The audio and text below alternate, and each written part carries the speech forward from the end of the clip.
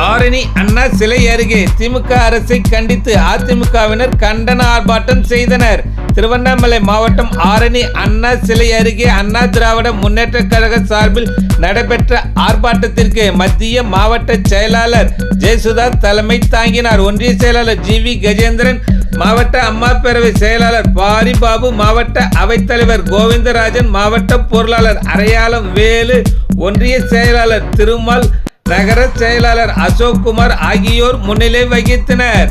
அதிமுக முன்னாள் அமைச்சரும் ஆரணி சட்டமன்ற உறுப்பினர் சேவூர் எஸ். ராமச்சந்திரன் கண்டன உரையாற்றினார். இதில் மின்கட்டண உயர்வை உயர்த்திய திமுக அரசை கண்டிக்கிறோம் என்றும், மேலும் ரேஷன் பொருட்கள் சரியாக கிடைக்கவில்லை, தமிழகத்தில் சட்ட ஒழுங்கு சீர்கெட்டு உள்ளது என்றும், தமிழகத்தில் போதைப் பொருள் கலாச்சாரத்தை ஒழிக்க வேண்டும் என்றும் இவை உள்ளிட்ட பல்வேறு முழக்கங்களை எழுப்பி கண்டன ஆர்ப்பாட்டம் செய்தனர்.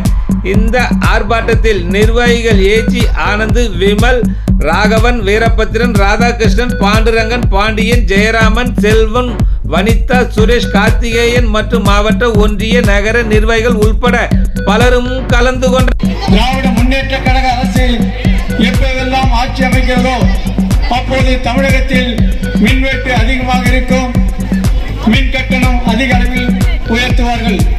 அந்த வகையிலே கடந்த 3 ஆண்டுகள் மட்டும் மின் கட்டணத்தை 3 முறை உயர்த்தி சிறு தொழில் நிறுவனங்கள், நெசவு கூடங்கள் மற்றும் அத்தனை தொழிற்சாலைகளும் முடக்கப்பட்டு இளைஞர்களுக்கும் பொதுமக்களுக்கும் வேலை வாய்ப்புகளை குறைத்து வழங்கிட எதிர்பார்க்கின்ற திராவிட முன்னேற்ற கழக அரசு தமிழகம் போதைப் பொருள் அதிக நடமாடுகிறது.